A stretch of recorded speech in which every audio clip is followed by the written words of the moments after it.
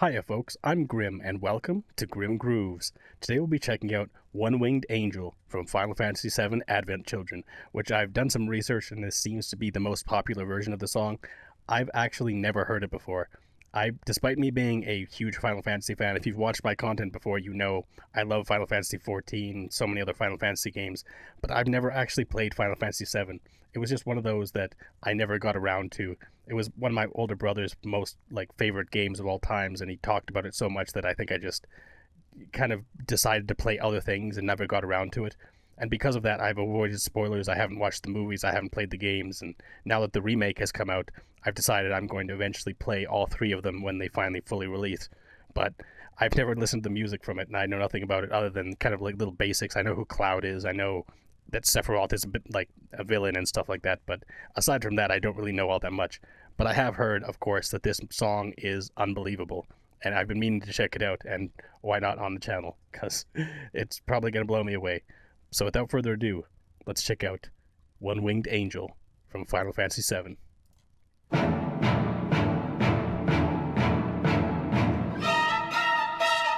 strings already.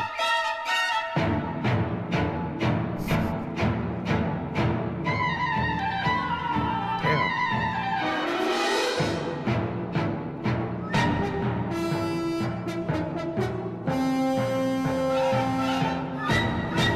Horns in the back of the mix there.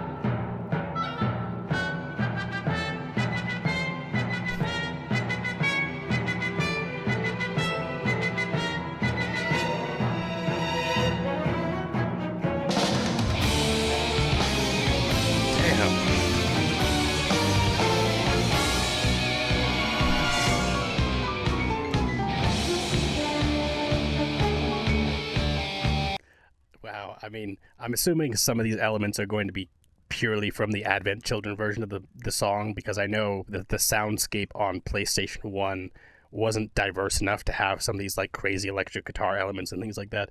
But regardless, I mean, it's still kind of the core of the same song. And if you guys want, I could always check out the original version eventually as well, because I'm not familiar with it, but it would be interesting to contrast that version versus this. But anyways, this song is crazy already. I mean, we're only a minute in, and it's been so diverse and interesting already. The mix on some of the different instruments, as I was saying before, like the horns coming in the distant back and the strings kind of flowing through the back of the mix of the song as the rest of the elements kind of play along. It's really, really cool, and it shows I mean, Nobuo Uematsu is an incredible composer. I mean, I've heard many of his songs, like the songs from Final Fantasy X and things like that. They're just always so phenomenal. So I've known for many years that this song is incredible. I never got around to it, so I didn't want to really spoil myself on the game. But regardless, I mean, it's worth it now. It's really cool already.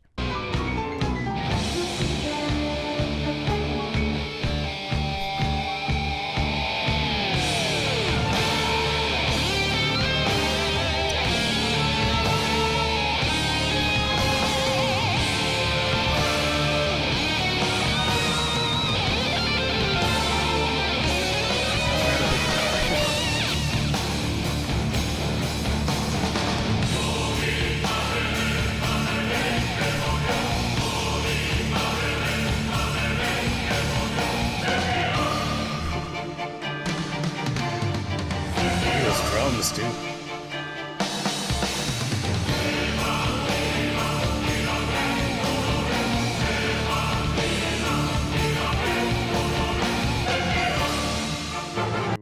I wonder if this is the origin of kind of Latin music and boss themes in video games. I never really thought about that. I didn't know, Sephiroth obviously is the big bad of the game. I'm assuming. I don't think that there's any bigger boss than Sephiroth in Final Fantasy VII. At least he's always seemed like the most important one. Again, the majority of what I know about Final Fantasy VII is from Kingdom Hearts, actually. Although I never did get around to fighting Sephiroth in the arena. I always had a trouble with the end game of the Olympus arena in those games. But it's still really, really cool to see, or to hear anyways, his main theme, which is just so intense. I mean, we're only a minute and a half in, and you can already tell that this is just such an intense theme, such an intense battle theme. And again, the Latin coming in has just become such a staple in video game music, and it makes me think, I wonder if this is the origin of that. like Dark Souls games. Like there's so many different games that use kind of intense Latin singing, like choral choir like singing in a theme. And I'm curious if this is where it came from. If this was the origin of it all, because yeah, I would not be surprised. It's such an iconic song. That guitar too.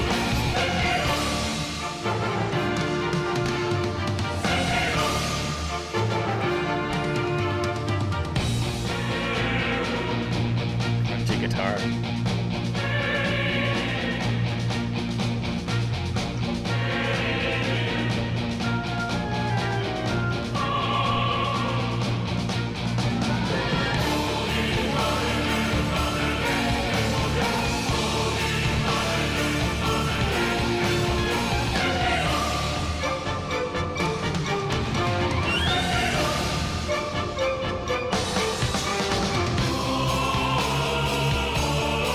I can only imagine how crazy this would be to see live, like in concert or something like that. That would be insane.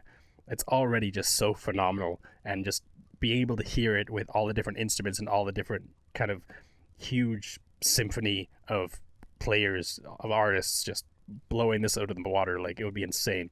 I mean, this version's also incredible. Like the vocalists here coming in on the like Latin parts and the Sephiroth, like it's really intense, and they did a fantastic job with it. Little kind of like flute melodies just fluttering through it. Like this definitely, I could see this being influenced by like a lot of classic composers like Stravinsky and things like that. It definitely has that vibe of like just really intense and really important, like really grandiose battle theme. And this again probably helped set the stage for what a battle theme music is in video games, because it just became so iconic. I mean, even if I haven't played the game, I still know the impact and how important this song is when it comes to video game music. And I'm starting to see why, for sure.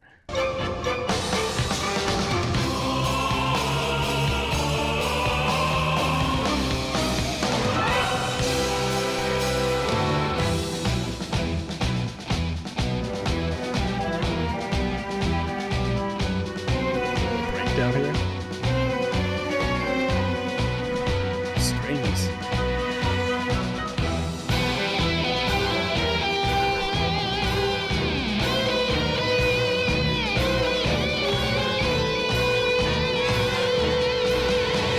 I love that the core melody played first on violin strings, so light and beautiful, and then it comes in with the electric guitar, and then we have the flute melody kind of repeating the same vibe of it, the same feel, the same theme. It's really well structured, this one.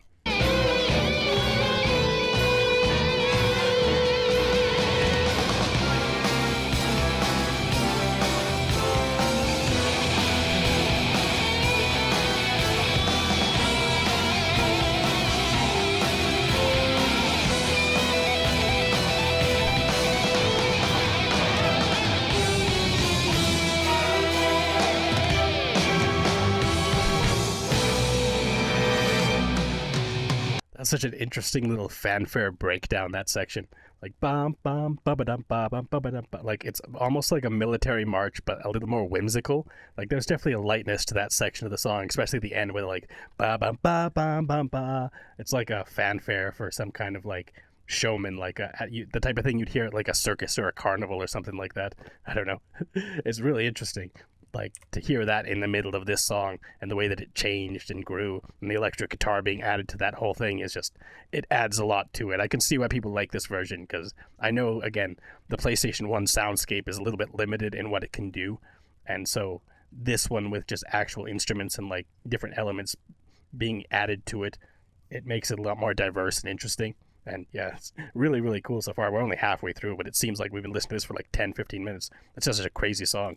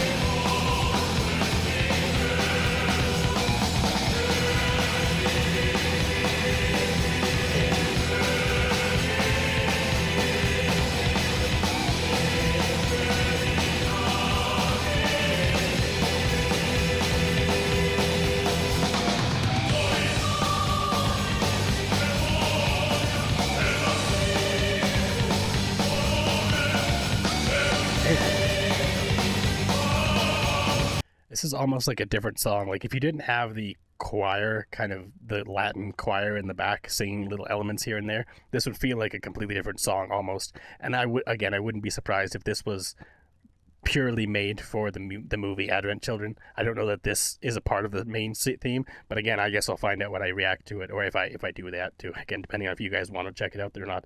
But I mean, it's still really interesting, but it's just kind of driving metal rock kind of themes with the choir behind.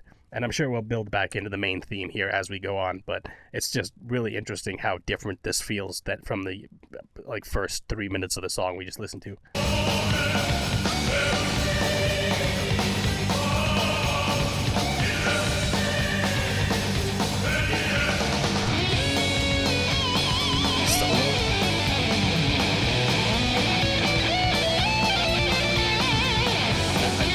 I said it was different from the original part of the song, but I did not say it was bad. I do love a good kind of metal, like electric guitar breakdown like this.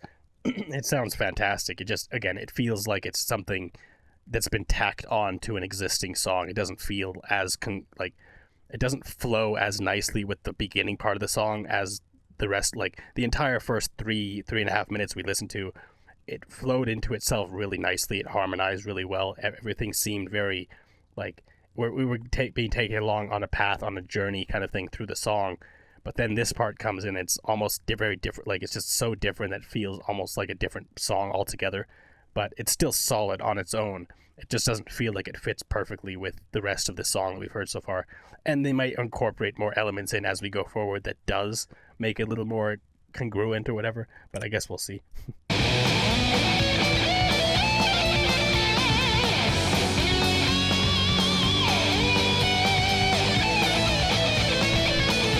Like I said, it's still good.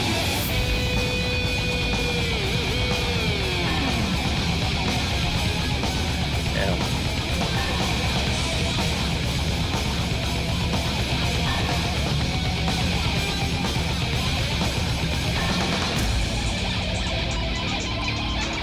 There we go now.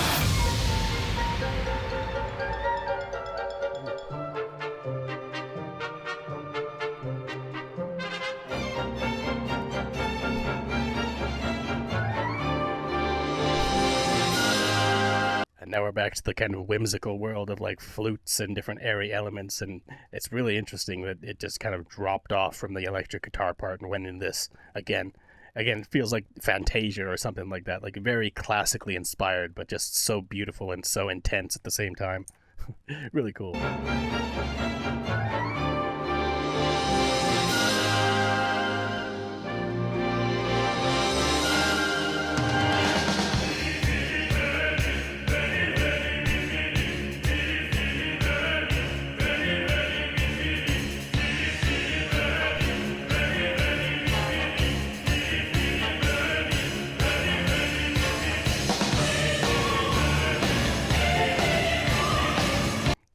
You always know it's getting intense when the choir kicks up, especially when they start singing a little more baritone, when it's a lot more intense. And also the kind of percussion beats along in harmony with the beats of the choir. It works fantastic here. Like every time they hit a note, there's a beat from the percussion that just adds and amplifies that moment over and over again, and just keeps going. Guitar too.